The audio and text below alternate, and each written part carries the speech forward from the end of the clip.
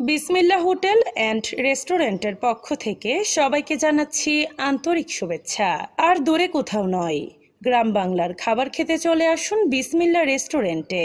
Chargachh Madhyabazar union পরিষদের দক্ষিণ পাশে বিসমিল্লাহ রেস্টুরেন্টে সবাইকে স্বাগতম। প্রোপাইটর মোহাম্মদ মদন মিয়া আপনাদের সকলের সুপরিচিত। অভিজ্ঞ বাবুর্চি দ্বারা এখানে সকল প্রকার খাবার রান্না করা হয়। সকালের নাস্তা, দুপুরের খাবার, রাতের নান রুটি আর গ্রিল সকলের সুপরিচিত।